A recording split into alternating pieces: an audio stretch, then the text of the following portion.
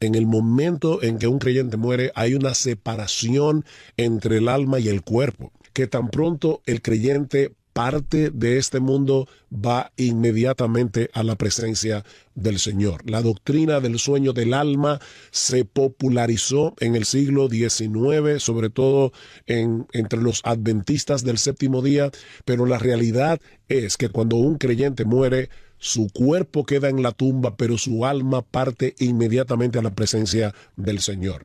¿Qué le prometió Jesús al ladrón en la cruz? Que le dijo, recuérdame, acuérdate de mí cuando vengas en tu reino.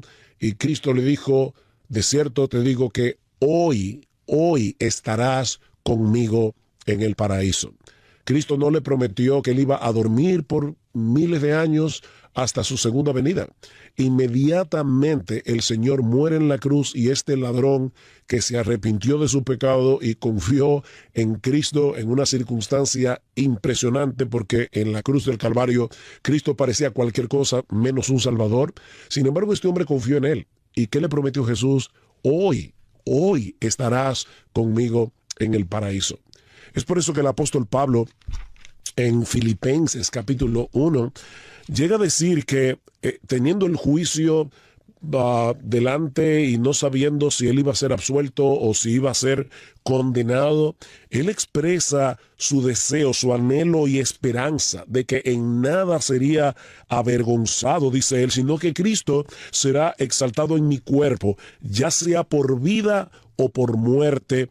Pues para mí el vivir es Cristo y el morir es ganancia. ¿Por qué Pablo dice que el morir es ganancia?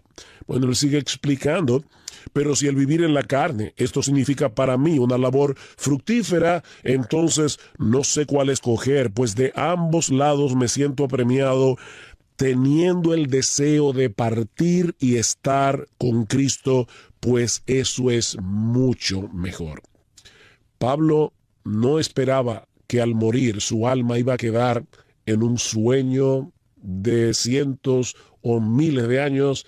Él estaba completamente convencido de que desde el momento en que él cerrara sus ojos a esta vida, los abriría en la presencia misma de nuestro Señor.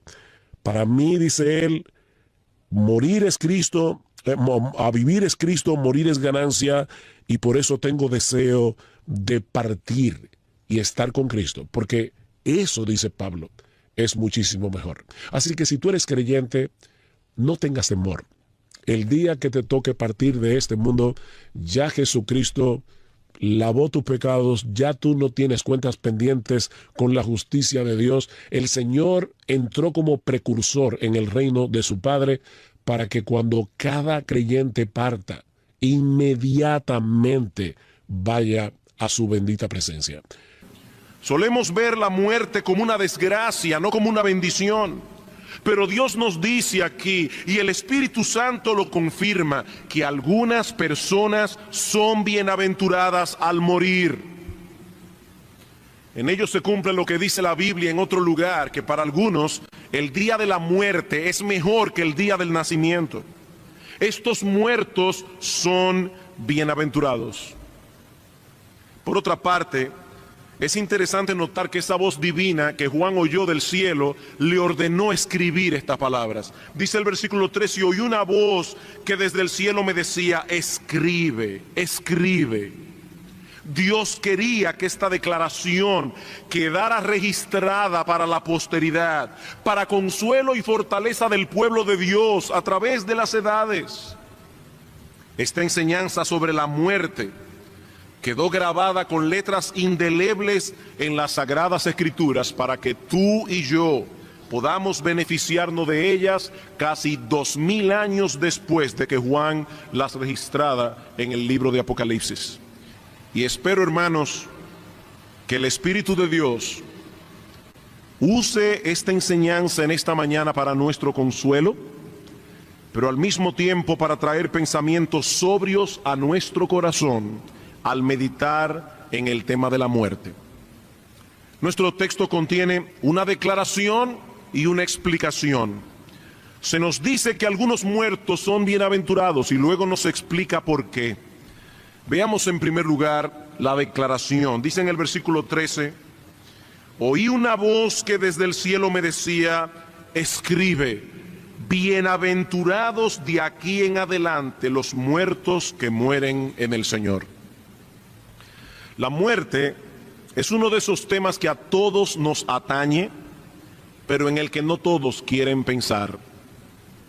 Es un asunto que nos compete a todos porque todo hombre que vive tiene una cita con la muerte. Algunos llegan más temprano, otros llegan más tarde, pero todos llegan al fin. No existe la posibilidad de eludir esta cita. Es por eso que toda comunidad de individuos tiene su cementerio, porque la muerte es la porción más segura de todo hombre. Nada hay más cierto respecto a la vida que el hecho de la muerte. Puede que tarde, pero tenemos la seguridad de que vendrá. Toda la historia y experiencia de la humanidad nos lo aseguran. Lo mismo puede venir a un joven que a un viejo, a un rico que a un pobre, a un santo o a un pecador, a cualquier hora o en cualquier lugar. Cuando Dios llama, nadie puede escapar, nadie puede excusarse, nadie puede evitar la cita. Nadie. Y cuando llega la muerte, cuán dolorosa y desgarradora es. Tanto, hermanos, que nunca nos acostumbramos a ella.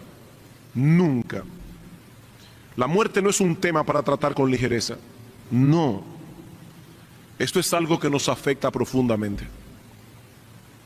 Pero precisamente por esto es necesario que nos detengamos a pensar en la muerte. Y que procuremos alcanzar un entendimiento claro y preciso de lo que debemos esperar cuando esa hora llegue. Porque una vez pasemos el umbral de la vida, hemos emprendido un viaje sin retorno y hacia un destino que ya no puede ser cambiado. Un segundo, tu corazón deja de latir y tu destino queda sellado para siempre. Es seria la muerte, es seria la muerte. ¿Qué sucede cuando el hombre muere? Bueno, este texto de las Escrituras nos provee una respuesta clara y precisa. Dice, bienaventurados los muertos que mueren en el Señor. Bienaventurados. Podríamos traducir la palabra bienaventuranza como felices.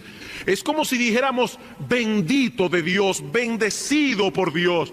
Y como consecuencia de esa bendición, este hombre, esta mujer experimenta gozo, plenitud, contentamiento. Estas personas poseen la bendición de Dios y por eso son dichosos, por eso son felices, realmente felices, plenamente felices. ¿Y a quiénes señala nuestro texto como poseyendo tal felicidad, tal bienaventuranza? A los que mueren en el Señor. ¿Qué dice el texto? Bienaventurados los muertos. ¡Qué declaración tan chocante! Bienaventurados los muertos. Cuando recibimos la noticia de que alguien ha muerto, usualmente hay un tono triste y sombrío en las palabras. Y no puede ser de otro modo. En las Escrituras se asocia la idea de la muerte con la idea de la tristeza. Por ejemplo, en 1 Tesalónica capítulo 4, versículo 13, dice el apóstol Pablo, hermanos, yo no quiero que ignoréis acerca de aquellos que han muerto, para que no os entristezcáis como aquellos que no tienen esperanza. No es que no tengan tristeza, es que no es como la de aquellos que no tienen esperanza. Y el apóstol Pablo en Filipenses capítulo 2, hablando de que Epafrodito, su amigo de milicia, había enfermado, Pablo dice, pero Dios lo sanó, Dios le restauró la salud y no permitió que él muriera, para no añadir sobre mi corazón tristeza sobre tristeza. Tristeza sobre tristeza. La muerte produce tristeza. Aún la muerte de un cristiano. Ha habido una separación y nosotros que quedamos atrás sentimos el vacío que esa persona ha dejado en nuestras vidas. Ahora yo me pregunto, esa es la perspectiva de la muerte cuando la vemos desde nuestro punto de vista. Pero ¿qué del punto de vista de aquel que ha partido? Nosotros estamos tristes, pero ¿qué de aquel que ha dejado este mundo para entrar en el mundo venidero?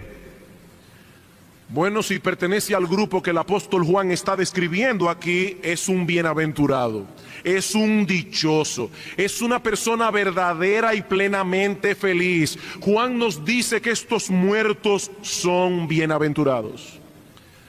El poeta Rubén Darío escribió en uno de sus poemas acerca del espanto seguro de estar mañana muerto. Evidentemente esa no era la perspectiva que Pablo tenía de la muerte. Para él no era un espanto morir. Para él era muchísimo mejor partir y estar con Cristo.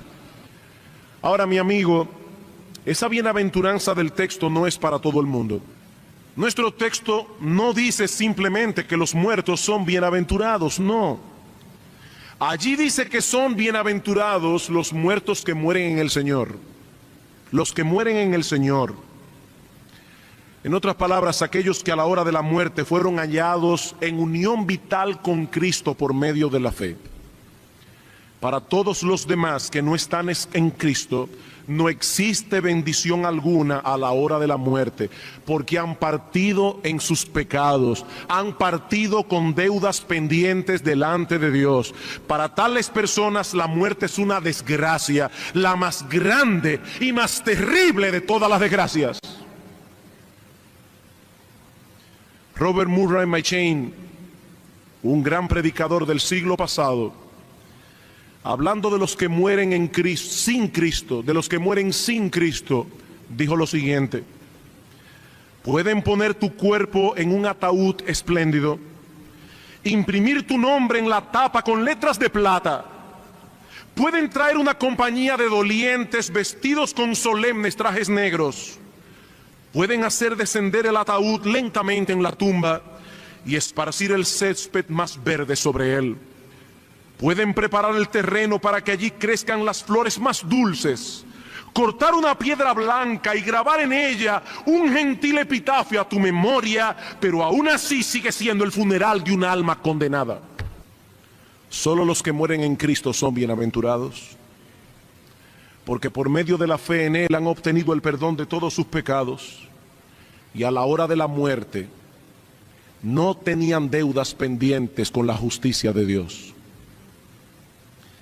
Mi amigo, yo sé que esa palabra pecado no está de moda en estos días, pero Dios la toma tan en serio que envió a su Hijo Jesucristo a morir en una cruz para resolver la enorme dificultad que esos pecados han generado en la justicia de Dios.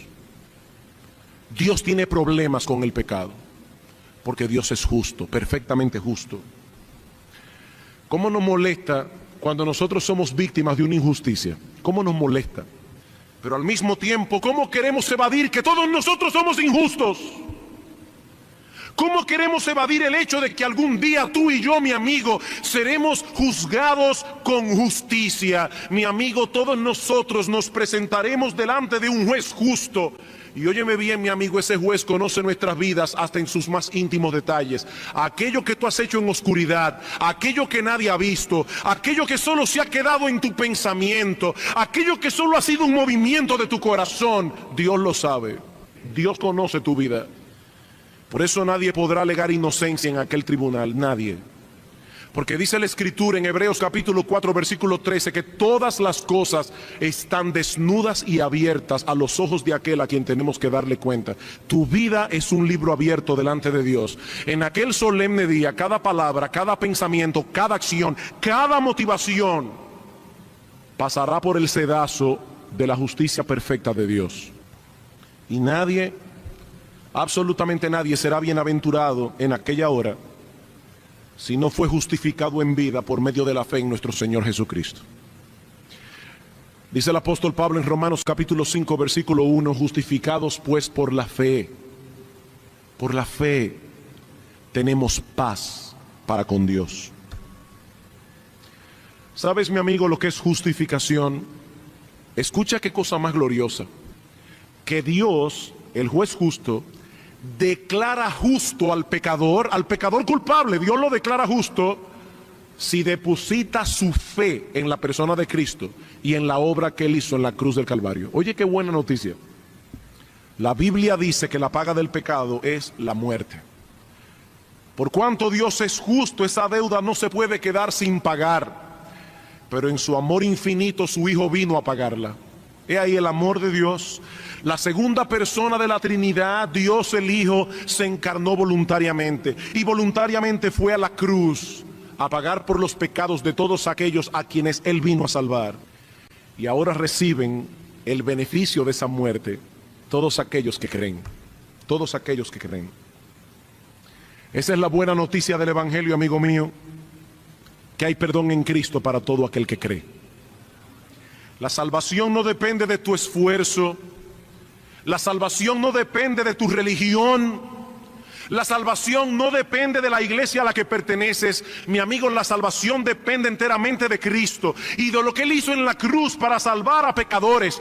Porque Dios solo acepta como buena y válida una justicia tan perfecta como la de Él.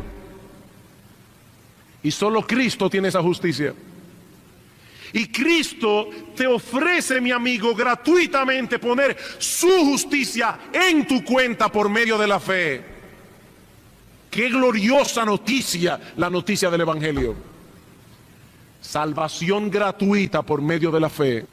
Por eso dice el apóstol Pablo, dando su currículum en Filipenses capítulo 3 y diciendo todo lo que él era cuando no era creyente, dice Pablo, pero cuantas cosas eran para mí ganancias, yo las he estimado como pérdidas por amor de Cristo. Y aún hoy estimo todas las cosas por basura, con tal de ser hallado en Él, no teniendo mi propia justicia, que es por medio de las obras, sino la justicia de Dios por medio de la fe en Cristo. Justicia de Dios por medio de la fe. Si la muerte nos encuentra unidos a Él por la fe, obtendremos la bienaventuranza de la que habla Apocalipsis capítulo 14. De lo contrario, solo obtendremos en aquel día la más terrible de nuestras desgracias, porque estaremos eternamente separados de Dios, eternamente separados de la bendición que emana de su presencia segundo tras segundo. La bienaventuranza de nuestro texto no es para todo el mundo. No, no lo es. Es para los que mueren en Cristo. Es para los que son reconciliados con Dios por medio de la fe. Es para aquellos que al morir se encuentran vestidos de la justicia perfecta de nuestro Señor, habiendo encontrado en Él perdón y misericordia. He ahí la declaración de nuestro texto: bienaventurados los que mueren en el Señor. Veamos ahora la explicación. Versículo 13. Oí una voz que desde el cielo me decía: escribe, bienaventurados de aquí en adelante los muertos que mueren en el Señor. Sí, dice el Espíritu. He aquí la explicación. ¿Por qué son bienaventurados? Descansarán de sus trabajos, porque sus obras con ellos siguen. ¿Por qué son bienaventurados los muertos que mueren en el Señor? Por dos razones. En primer lugar, porque descansarán de sus trabajos. Descansarán.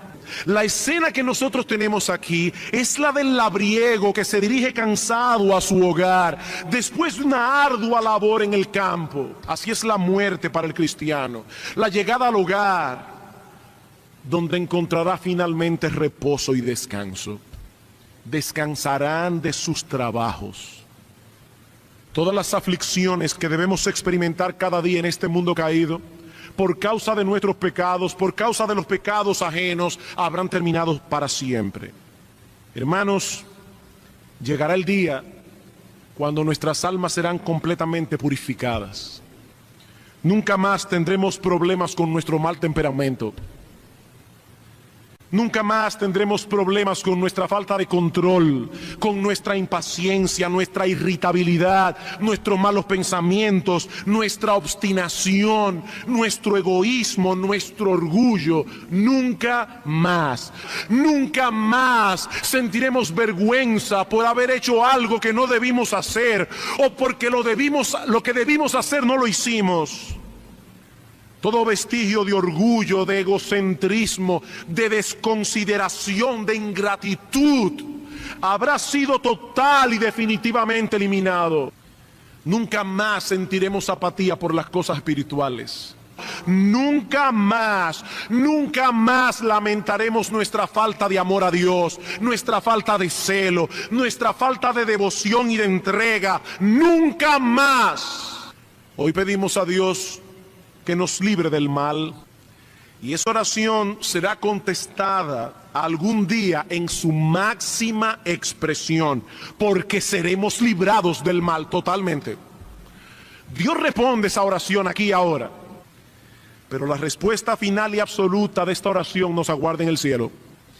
Allí amaremos a Dios con todo nuestro corazón, con toda nuestra alma, con toda nuestra mente, con todas nuestras fuerzas, sin que ningún vestigio del mal se interponga entre nosotros y Él.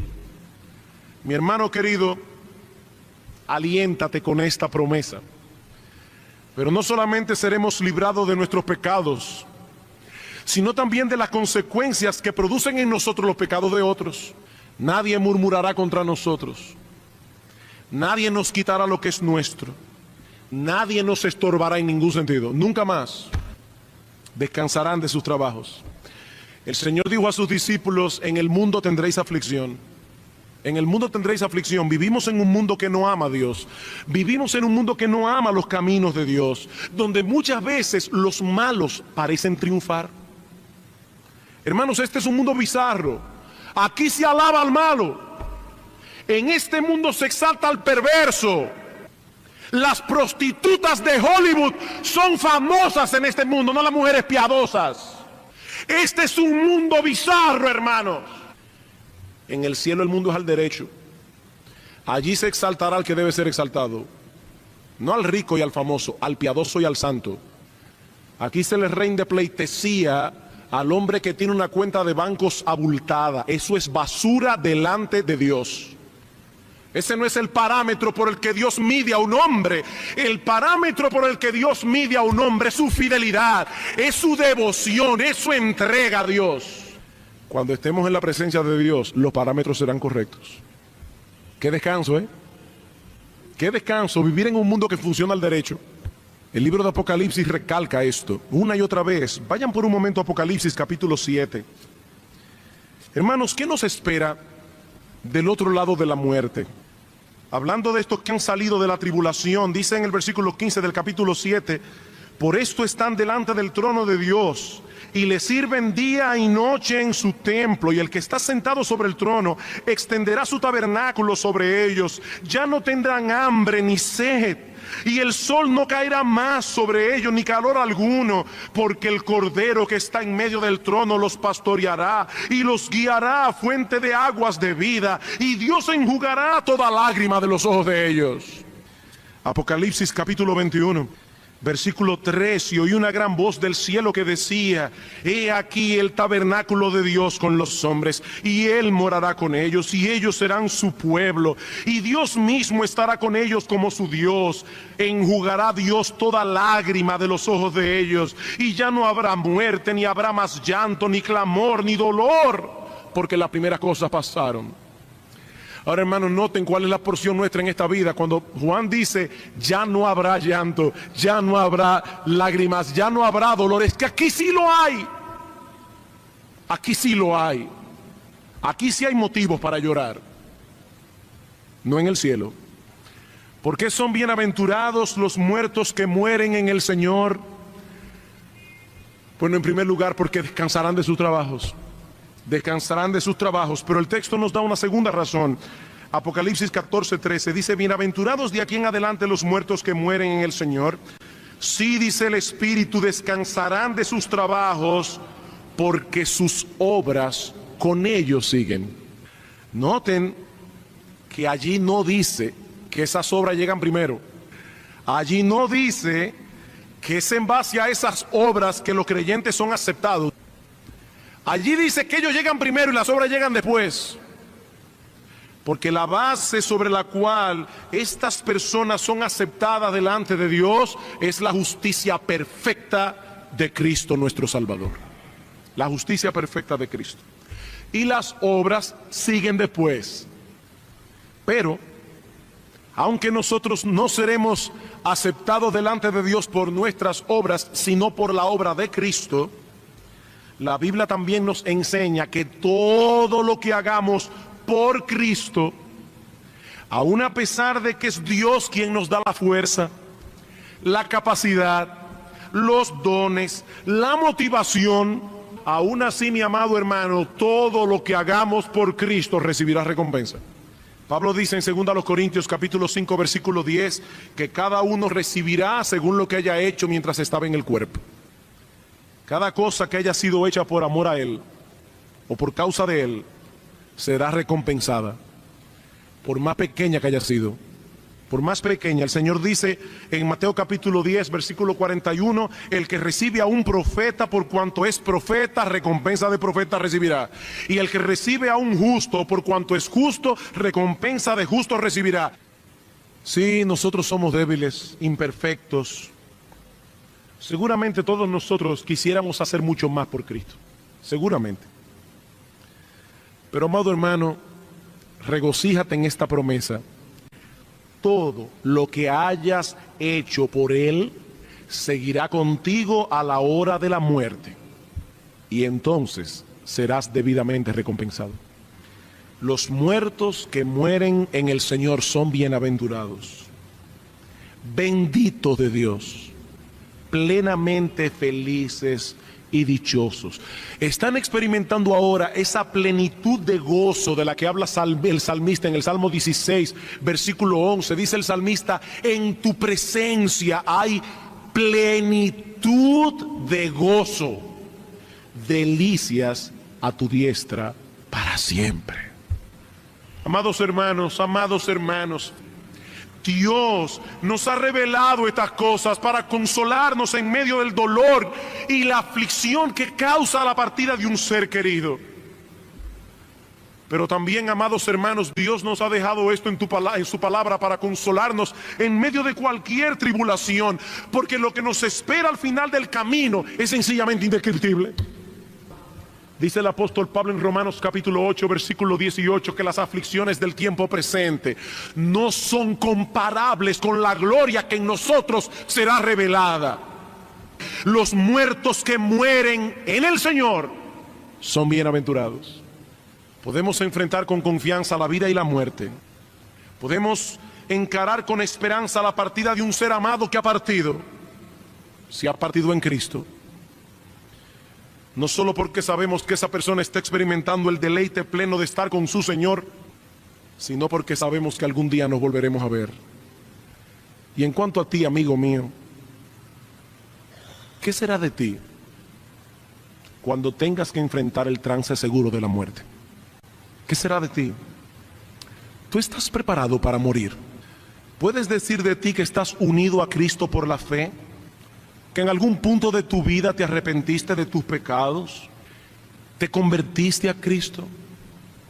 ¿Confiaste únicamente en Él para la salvación de tu alma? ¿Es Cristo hoy tu Rey y tu Señor porque le has entregado a Él tu vida para hacer su voluntad, no la tuya? Porque si no es así, mi amigo, tú no estás preparado para morir. No estás preparado para ese segundo en que el alma deja de latir y tu destino queda sellado para siempre. Tú no estás preparado. Partirás con tus pecados, partirás con deudas pendientes delante de Dios y tendrás que pagar por ellas por los siglos de los siglos.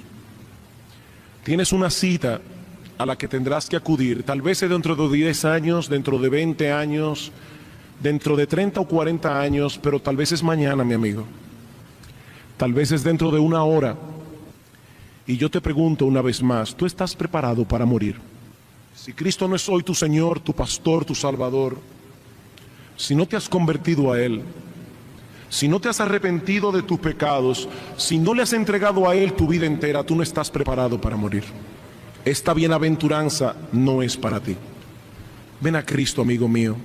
No demores un segundo más, porque la vida es corta e incierta, la muerte es segura y la eternidad es inmensa. Y la eternidad no tiene fin. Es que si tú y yo somos cristianos, se debería esperar que nos comportemos como cristianos. Nosotros tenemos una identidad, una nueva identidad, una nueva naturaleza.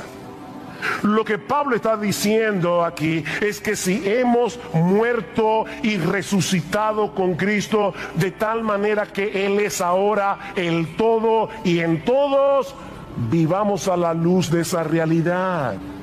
Hay algo que Dios ha hecho por nosotros y en nosotros que hace del pecado una incoherencia. A veces uno se pone una ropa para ir a cierto lugar y dice, no, esa ropa no es apropiada. O a veces los esposos, ¿verdad?, que no tenemos el sentido de la estética que tiene nuestra esposa, nos dice, esa corbata no te pega.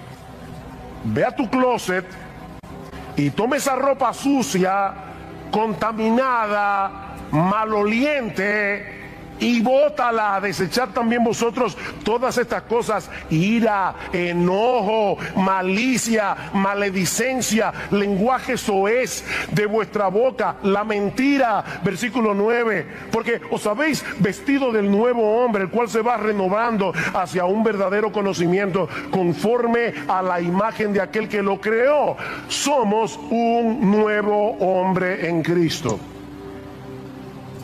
Y ahora debemos vivir como lo que somos. Él murió en la cruz del Calvario para restaurar en nosotros la imagen de Dios. ¿Y saben dónde vemos la imagen de Dios? Plasmada en Cristo.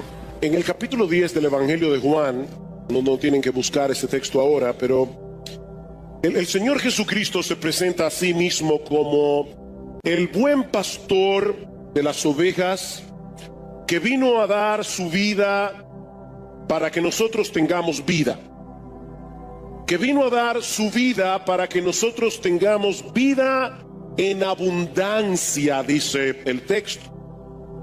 Y esta palabra significa literalmente excepcional, o si quieren ponerlo de otra manera, mejor de lo que yo esperaba. La vida que Cristo nos ofrece en el Evangelio no es meramente una especie de póliza de seguro que nos garantiza que iremos al cielo después de la muerte. No, Él vino a satisfacer aquí y ahora nuestras necesidades más urgentes y los anhelos más profundos de nuestras almas. Cristo vino a libertarnos de la esclavitud del pecado. Él vino a reconciliarnos con Dios. Él vino a dar sentido, propósito, trascendencia, significado a nuestra vida. Él vino a darnos seguridad, consuelo, gozo, esperanza, contentamiento. Él dio su vida en una cruz para que nosotros pudiéramos experimentar esa clase de vida. Por supuesto, además está decir que eso no quiere decir, valga la redundancia, que los cristianos estén ajenos a los inconvenientes de vivir en un mundo dañado por el pecado. Nosotros no estamos diciendo que los creyentes deben ir por la vida cantando "Because I'm happy", nada de eso. La vida cristiana de este lado de la eternidad es perfectamente compatible con el dolor, con la tristeza que nosotros experimentamos en este cuerpo de muerte, porque todavía nosotros no hemos llegado al lugar final de nuestro reposo. Mis hermanos, hay un solo cielo y no se encuentra aquí. De manera que experimentar la vida abundante que Cristo vino a ofrecer no significa que los cristianos vivimos en una especie de nirvana espiritual, ajenos a las luchas y angustias que son comunes a todos los hombres. Nosotros podemos tener gozo, contentamiento, esperanza en medio del dolor y de la aflicción, porque sabemos que tenemos un Padre en los cielos que cuida de nosotros. Sabemos que todas las cosas que Él decreta son para su gloria y son para el bien de nuestras almas. Sin embargo, y siendo bien honestos en esta mañana, debemos reconocer, mis hermanos, con tristeza, que hay muchas personas que profesan ser cristianas y no parecen estar disfrutando de esa vida abundante de la que habla el Señor en Juan capítulo 10. De hecho, más bien dan la impresión de que su cristianismo es una carga difícil, es una carga pesada, y nos preguntamos ¿por qué? ¿Por qué? ¿Cuál es el problema de este tipo de personas? Bueno, yo creo que no podemos dar una respuesta simplista a esta pregunta, porque no todos los casos caen en la misma categoría. Pero al menos yo creo que podemos decir en sentido general que esto suele suceder por una de dos cosas. Por un lado, porque es posible que algunos que profesen ser cristianos en realidad no sean creyentes. Son como esa higuera de la que va a hablar Marcos más adelante en su evangelio, que tenía muchas hojas, recuerdan, pero no tenía ningún fruto. Profesan ser cristianos, pero es una mera fachada sin sustancia. No tienen una relación real, vital, deleitosa con el Señor Jesucristo. Eso es probable. Pero también es probable que algunos cristianos verdaderos hayan perdido el foco de lo que significa seguir a Cristo y estén atravesando en este momento por una especie de invierno espiritual. Y lo triste es que algunos están allí y ni cuenta se dan. Y yo les ruego al Señor de verdad que despierte conciencia en esta mañana. Son creyentes que continúan haciendo básicamente las mismas cosas que han estado haciendo desde que se convirtieron al Señor, pero están funcionando en piloto automático, por decirlo de alguna manera. Ese era el problema de la iglesia en Éfeso, a la que el Señor le envía una de sus cartas en Apocalipsis capítulo 2. Él les dice claramente: ustedes están haciendo las mismas cosas de siempre. Sin embargo, yo tengo un problema con ustedes. Ustedes han perdido su primer amor. Ustedes están haciendo lo mismo, pero lo están haciendo con piloto automático. Son creyentes que se han dejado arrastrar por la inercia de sus corazones. Mis hermanos, nuestro corazón, mientras estemos de este lado de la eternidad, tiende hacia las cosas de este mundo, porque el pecado todavía mora en nosotros. Y eso incluye un montón de cosas que no son malas en sí mismas, pero que si se dejan sin freno, tarde o temprano van a desplazar al Señor del centro de nuestra vida y se van a convertir en un ídolo. Este tipo de personas suele tener un serio problema existencial. Un serio problema existencial. Porque ellos no pueden disfrutar plenamente de las cosas del mundo porque sus conciencias no se lo permiten. Son creyentes, tienen al Espíritu Santo y el Espíritu los anhela celosamente, así que no pueden disfrutar plenamente de las cosas de este mundo como lo disfrutaban antes cuando no eran creyentes, pero tampoco disfrutan plenamente de su vida cristiana, porque se han dejado absorber de tal manera por las cosas de este mundo, sean legítimas o no, que están languideciendo espiritualmente. Ellos están así como en una especie de tierra de nadie. Ellos viven como en un limbo espiritual. Son cristianos insípidos que van por la vida profesando a Cristo y dando pena al mismo tiempo. Profesando a Cristo y dando pena. Y la pregunta que debemos hacernos hoy es: ¿cuál es el remedio para este tipo de casos? Pero yo creo que el remedio es volver a poner en perspectiva lo que significa seguir a Cristo. Y en dependencia del Espíritu Santo, dar media vuelta de regreso a su primer amor. Yo recuerdo cuando mis hermanos y yo nos bautizamos hace 38 años atrás, que en la pila del bautismo nos pidieron que cantáramos un corito que estaba muy de moda en esa época y que los hermanos más viejos de nuestra congregación seguramente recordarán. He decidido seguir a Cristo, no vuelvo atrás, no vuelvo atrás. El mundo atrás, Cristo delante, el mundo atrás. No vuelvo atrás, no vuelvo atrás. Y hermanos, eso es lo que yo quiero que ocurra en esta mañana al comenzar a exponer este pasaje del Evangelio de Marcos. Y a propósito, yo he titulado este mensaje Mero Cristianismo. Porque lo que Jesús nos presenta en este pasaje, en los versículos 42 al 50, no es el retrato de un super cristiano que pertenece a una élite especial a la que muy pocos tienen acceso en la iglesia. No, hermanos. Lo que Jesús está describiendo allí es lo que todo verdadero creyente debería estar experimentando en su vida. Esto es mero cristianismo.